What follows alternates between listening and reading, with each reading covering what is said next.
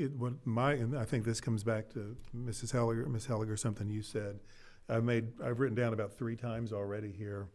It's time for us to put together a true long-range plan about what it's going to mean, not just to try to keep kids coming into these schools, but we need to start thinking seriously about rebalancing across broader sections of the organization and the potential that some schools may not be utilized long-term. And that's always the hardest conversation, and I'm not naming regions or schools, because our reality is we've seen it happen time and time again in our own community.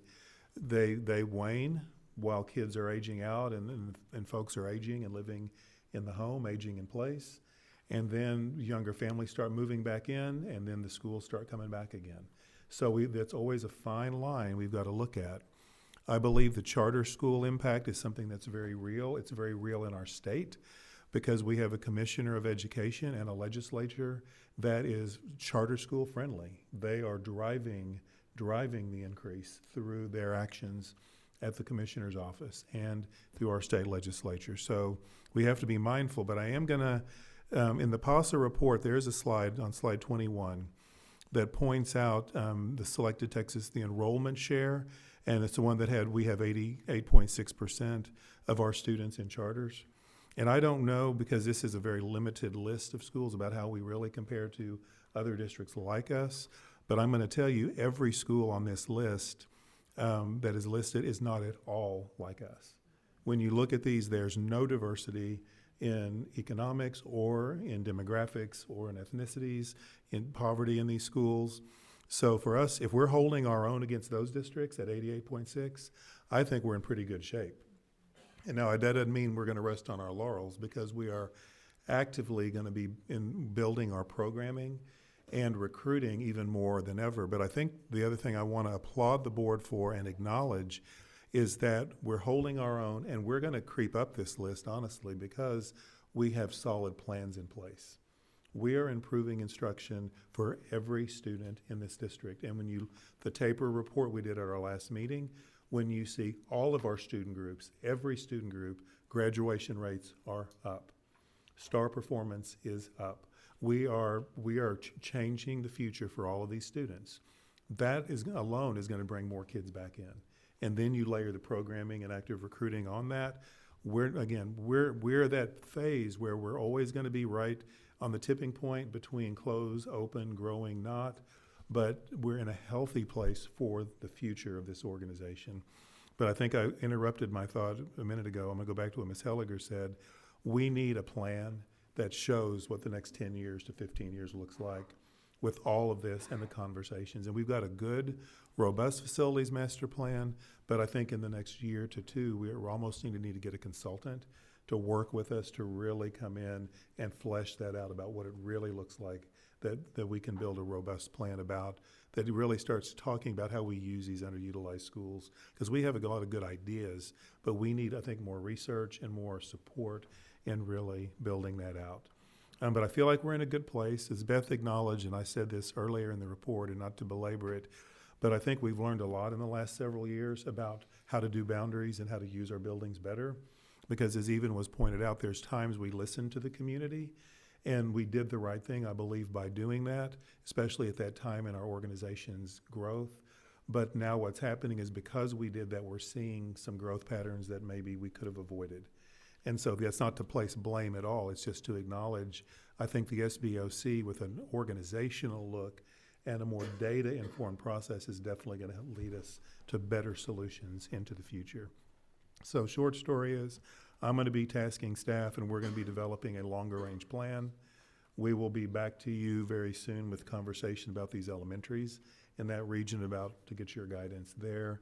But I think we're in a good place to fight the charters, to really be proactive in that, and to continue to improve all of our schools, whether they're over-enrolled or under-enrolled, to help all of our children have great experiences. Thank you, Dr. Dupree. Mr. Rosenthal? Just a quick question on our recruitment effort. When will we be getting a next update? I know we had one when we approved the contract, I guess in the fall or summer, but really. So right now, CASA is actively engaged in their program to recruit students back. One of the things that we do before we actually pay them, though, is verify that the enrollment that they, or the student that they say is returning, excuse me, from a charter school is actually returning and enrolled within the district.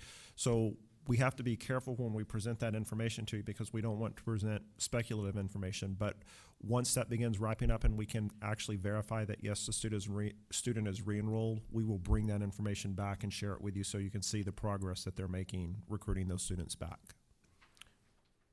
Just out of curiosity, I know this is not, maybe not the time, but if a student should come back to the district, is there a time limit that they have to stay before we make a payment? Well, and we've talked about that internally. So the plan right now is that we would look at possibly doing the payment to CASA the second week after enrollment has occurred, because that makes it very disruptive for the family and the student to go back and re-enroll in the charters.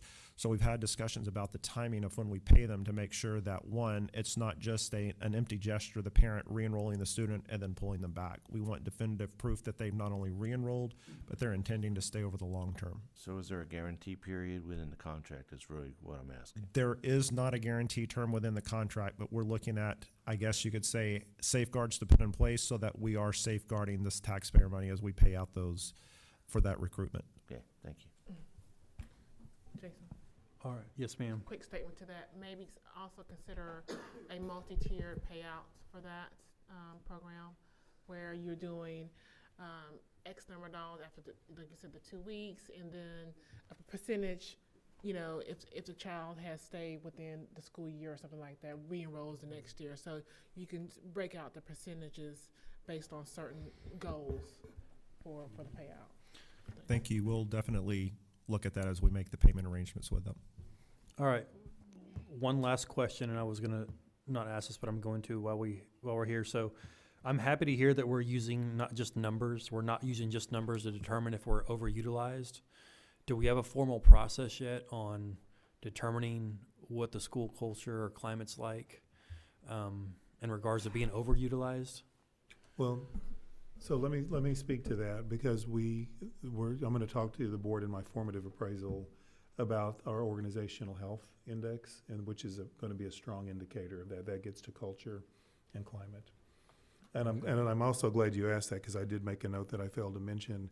What you're hitting on is one of the most important issues related to students wanting to stay in our schools.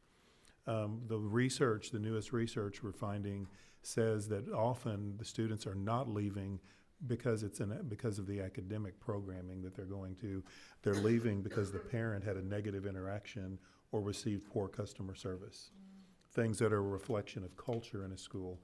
So we're really focusing on culture and climate, so that our parents won't, because often the kids, they're just going where the mom and dad send them, and then the parents have had a bad experience, so they pull them and take them elsewhere. So you're hitting on the right issue, I believe, that's going to be at really the heart of our success. All right. Thank you very much for the presentations, and I'm glad that we had the conversation that we did tonight as a board.